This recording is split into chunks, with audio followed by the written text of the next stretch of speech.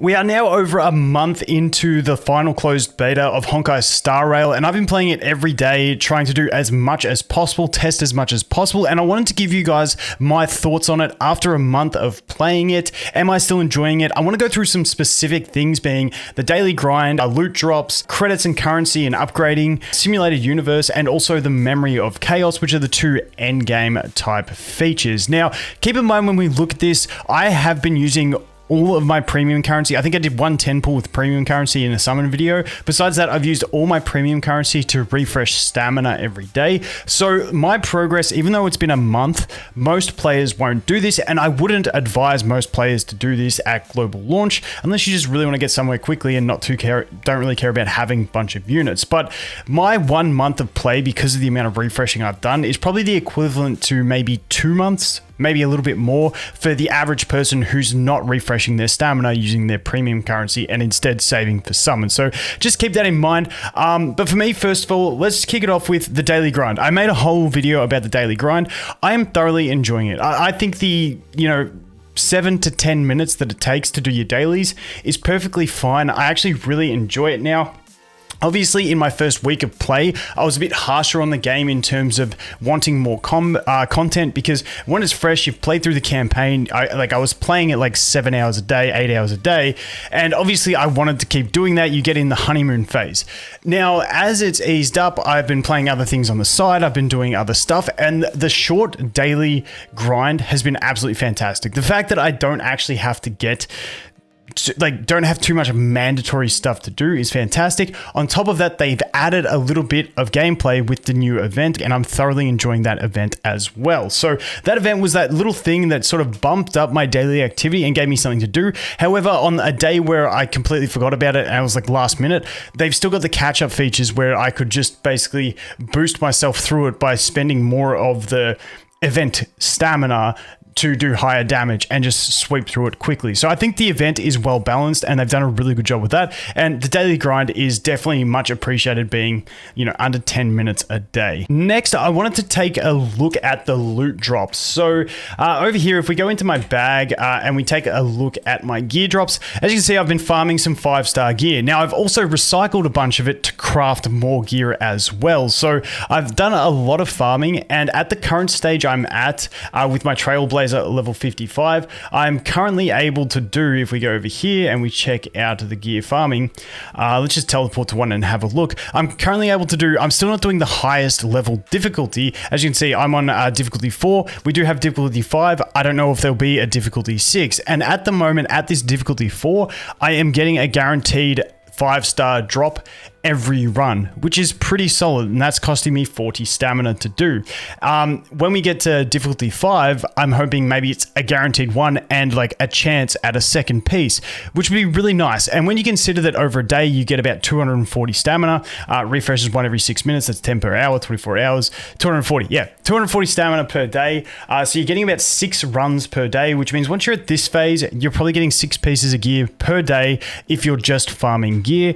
And then hopefully once we get into later game in, difficulty 5, maybe if there's a difficulty 6, it'd be great to see one where every run guarantees you 2 drops. So then you're getting 12 pieces of gear a day.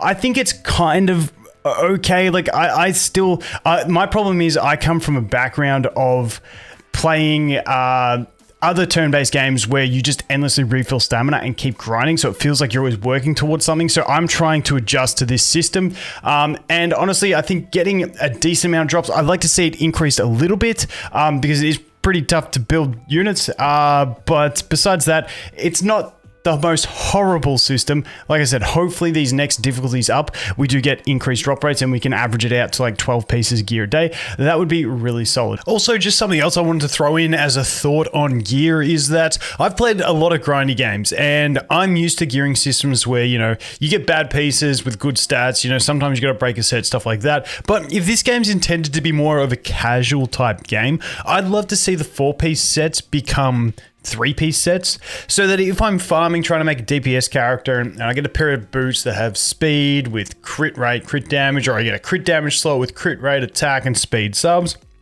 but it's on a tanking set of gear.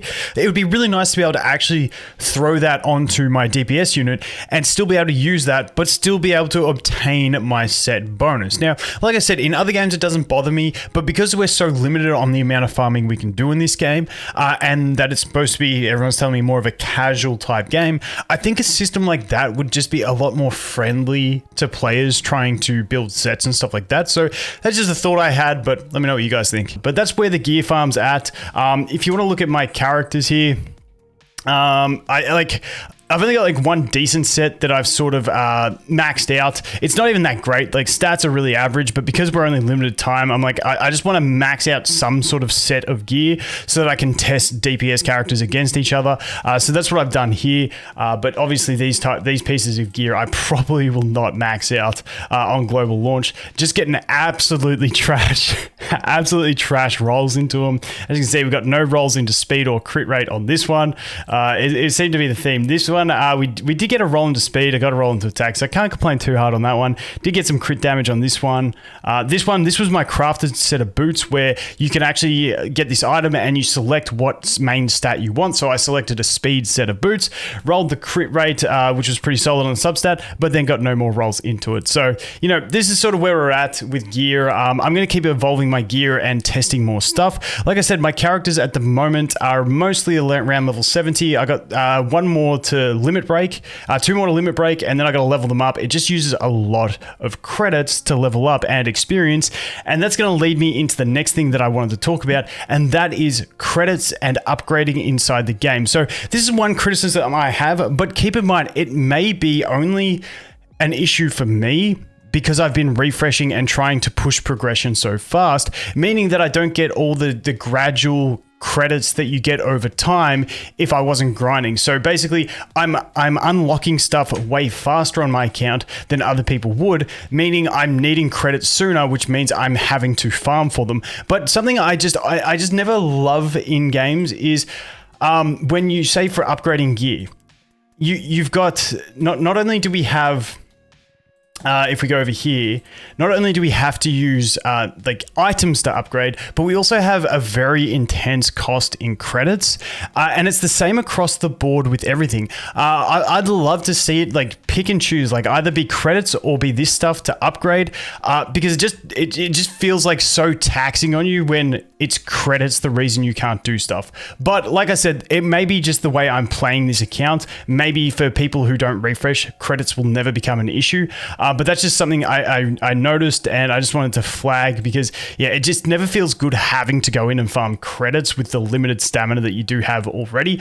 So that's where I'm at with credits. Moving on from that, I want to talk about the end game modes in the game, being the simulated universe and also the memory of chaos. So firstly, the simulated universe, I haven't done mine this week. I've got to get in there and do it. Honestly, I am still enjoying this. As someone who normally hates roguelike type features in games, this one is just done really well, and I still enjoy going into it. Even though every stage that I try and do is easy for me now, like I'm been farming this one over here just because it's the quickest, because Svarog's weak to wind and my main teams win. So like I can just walk in and clap the hardest stage of these. But like it's still quite enjoyable, and especially when I look at that we've still got 2 more difficulties to unlock, and I'm at level 70 and the level cap is level 80. It gives me a lot of promise that once we get to that sort of stage of doing level 5 of these, that we are going to need really good gear sets and like really good strategies to actually get through these. So like I said, it is easy for me now going through the simulated universe on the ones that I've been doing to do my, my weeklies and stuff like that. But I'm still thoroughly enjoying going through it. I've been building dot teams in there because I'm really enjoying the Sampo. Where is he? Sampo and Serval combo, getting as many dots on, going the dot tree, trying to stack it all. It's actually just quite enjoyable in the simulated universe for me at the moment. And I'm grateful that I'm not forced to go in there more than just my weeklies, because then it would get a bit tedious. However, there is always that option when the game launches. If you do want to go in there and keep grinding it, you can upgrade this ability tree. As you can see, I got 4 more things to upgrade. So I could go in there and spend a day running through it and upgrade this tree, which makes the rest of my runs easier. But, that's something I'll save for global launch, and I'll probably grind that out on like the first week over on global launch. But that is something that you can do, and it does give you a slight incentive to do that. Like I said, weeklies, not too bad. still enjoying the simulated universe. And then the final one I want to look at is the Memory of Chaos. So this, I've started going through it on this one. It's one of those modes, it is still really hard for me. I've cleared the first 2 stages. I just did all my gear yesterday, so I just tested these 2 stages. Depending on what DPS I have to bring to a team, basically means I won't get it done in the certain amount of cycles required. I've still got to finish off building some of my units to really push this thing. But in general, I'm at the stage now where I could probably push a couple more floors of it. I will try that probably tomorrow. Maybe I'll get on stream if you guys want to come. But yeah, like it's one of those ones. I'm hoping this does keep the difficulty level up once we hit max level, so that it is somewhat difficult to get through. But at the moment, I really do enjoy this mode because it's forcing me to use other units that I don't really use, like bringing Herder in for the ice damage. Now I have to level her. Obviously, I need a lot of gear sets built to do this efficiently. But in general, I'm just liking having to build different teams. And it's also a fun challenge. I know some people get triggered by this, that you only have one free-to-play healer and you got to use two teams for 2 battles each, and that can be a bit triggering. But for me, I actually enjoy the challenge of trying to play around using March 7th shields to just basically take no damage, taunt to an ally, and just mitigate that way. I've been really enjoying this game mode. In general, like last month or the last reset, I couldn't do 1 stage. Now I've managed to get through 2. I'll keep pushing this one, but I do really like this mode for the fact that it does make you use those units. The difference between this and Simulated Universe that I really like is Simulated Universe allows you to choose what strategy you want to use and build towards that strategy of units that you like using. Now, there is some RNG that might make you shift, but in general, you can choose your strategy before you go in and then try and get all upgrades for that strategy. Whereas this one is the opposite. It's like, no, here is what you have to deal with.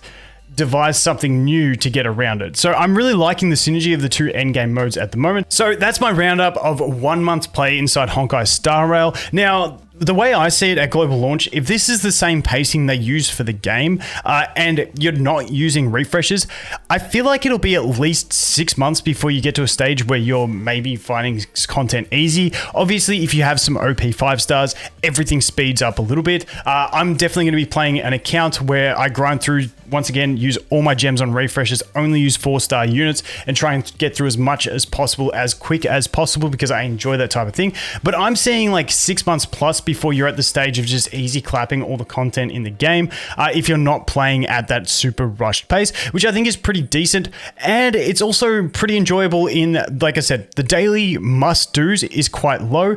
However, I do find myself jumping in, especially with these events, taking longer with the event than I otherwise would in other content. So it's honestly a decent balance. Obviously, I'm a hardcore sort of grinder in game, so I would love to see more end-game content, and I've got my fingers crossed for it.